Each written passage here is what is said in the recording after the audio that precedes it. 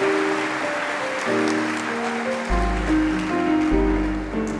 dark night in a city that knows how to keep its secrets.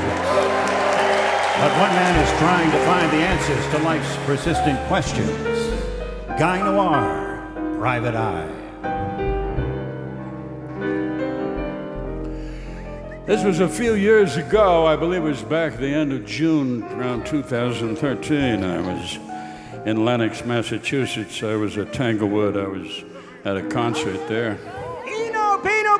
Pinot Noir here, with very long, muscular finish with hints of marigold and halibut. Pinot And I ran into this singer named Charlene Chicopee, who asked me to invest $1 million in a musical about Emily Dickinson. Mr. Noir, this musical has hit written all over it. See? Hit. Right. So if you want to earn a truckload of dough in a big hurry and get to hang out with glamorous people at the same time, here it is. Well, have you read the libretto? I have, yes, and I'm sorry, but I don't know. I think it needs work. No, well, it's a powerful story. Right. A great American poet secluded in her bedroom, and she falls in love with an editor who wants her to publish her poems. It's got everything a musical needs: lesbian love, literary greatness, and Unitarianism. Well, I don't know. I just don't think the musicals about an editor do all that well. What, you don't like the big number about punctuation? I don't, no. Comma, down, doobie, doo-wah, period. I don't know, it's not a showstopper. Well, I think you're wrong. But anyway, think about it. And if you want to hear some songs, come to rehearsal later. All right. Oh, wow.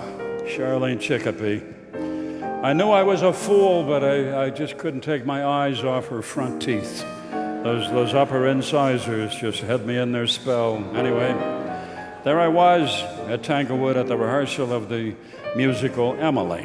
Oh, this is the big, passionate love number in which Emily faces the fact that she's gay, and she's in love with Ralph Waldo Emerson's daughter, Karen. Okay. I'm Marian, a Unitarian.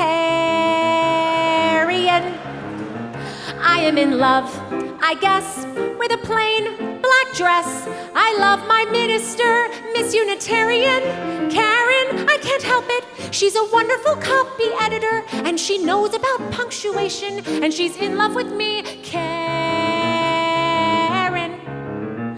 my Unitarian.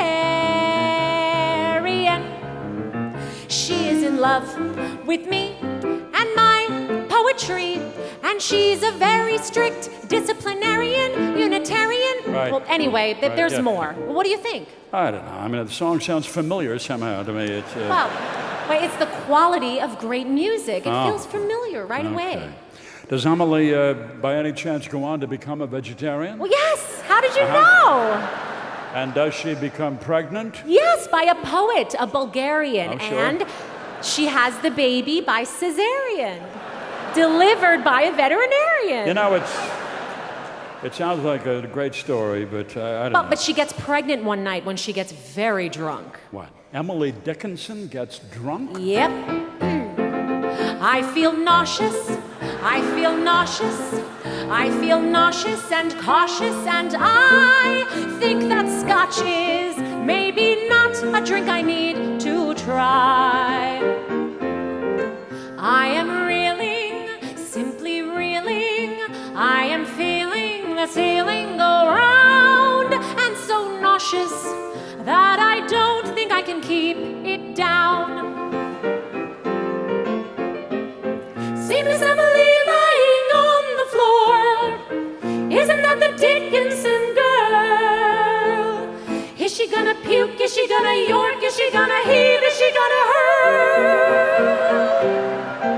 I am Emily from a family that only sips claret and port, and I'm thinking, however did I drink a quart?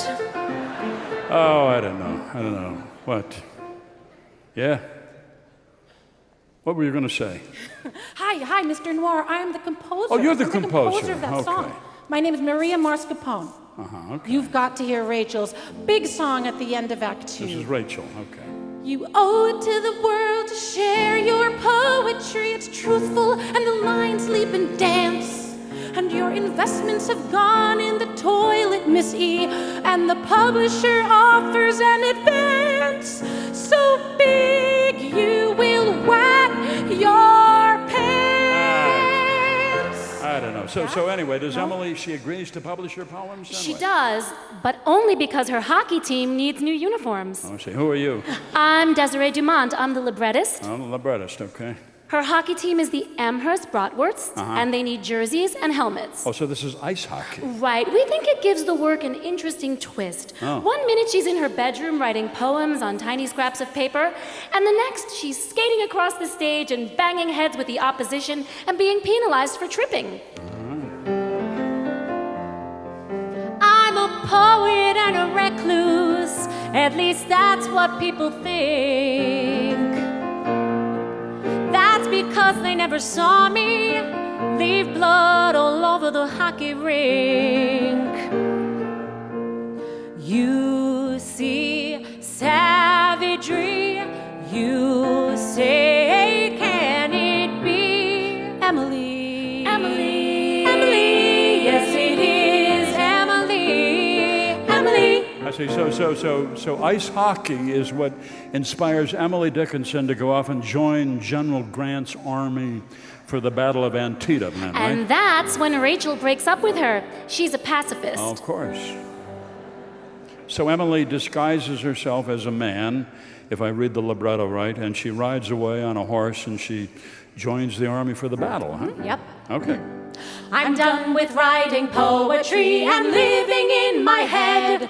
I want to fight the enemy and blow them full of lead. I wasted many years writing poems in my room. I want to hear the guns go boom.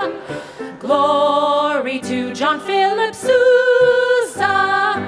I refuse to be a loser. No more poetry, I'm in the infantry, and I want to wallop Robert E. Lee. Pow! Oh, all right. So then she comes back to Amherst, if I'm reading this right, and she marries Thomas Higginson. Yes, right? she's riding her bike. Riding her bike. Because I could not stop for death, I ran into a tree and looked up when I smelled your breath, and you gazed down at me. There was a bee, I heard it buzz, and then a field of dew, and then eternity, which was a great big bore, it's true. Oh, I knew it was a mistake. I knew I was a fool when I said yes. I mean, the story just didn't hang together. You had a lesbian love affair leading to ice skating, leading to a civil war with horses, and they spent way too much money on costumes and not enough on rewrite. But whenever Miss Chicopee smiled at me, I saw those teeth. I was helpless. Anyway, Emily went to Broadway. It had 3 previews, had an opening night, and the critics stomped on it hard. So, as I was saying, I was in Lenox, Mass. a couple years ago after Emily closed, and I went to Tanglewood for another concert. And Black. I got your Sauvignon Blanc, very toasty and buttery with a hint of melon and vanilla. And who should I say but Miss Chicopee? Hi, Guy. Hi, how are you? I haven't seen you in a while. Boy, right. What you up to there? Well, I have a chance to invest in something. Oh, boy. Another musical? Well, What? yes, but it's brilliant. It's a hip-hop musical about the founding fathers.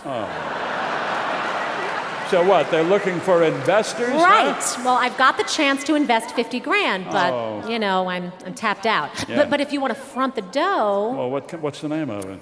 it's called Hamilton. Oh, jeez. Musicals about secretaries of the Treasury, they just never pan out on Broadway, huh? I don't know. I think it could be big. Oh, I don't think so. Oh. Wow. You don't want to get in? No, I don't think so.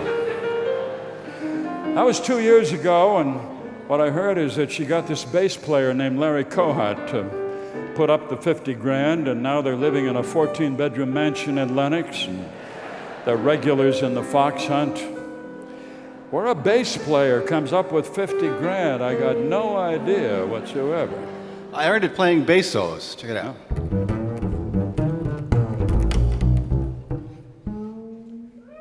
Really?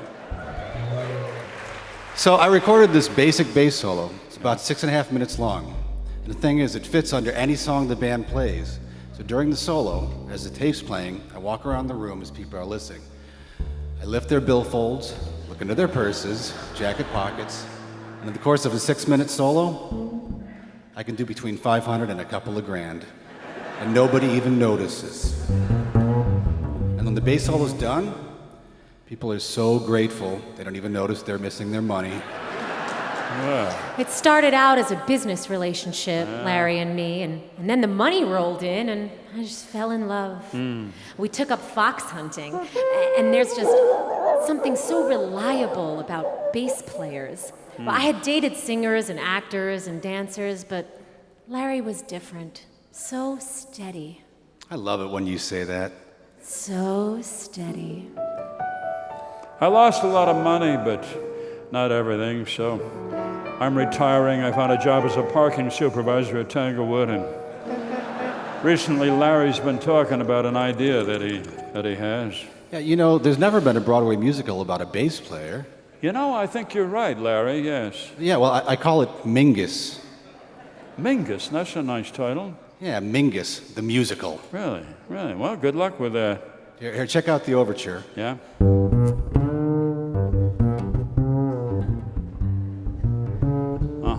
Yeah. Sure. Yeah. You want to hear more? Oh, sure, yeah, of course. I think $1 million from you, and we're in business. I like the music, I really do. It's, Well, yeah. get in line. I got a lot of anxious people waiting to invest. Don't Okay. wait too long. All right, I won't wait too long. A dark night in a city that knows how to keep its secrets. But one man is still trying to find the answers to life's persistent questions. Guy Noir, Private Eye.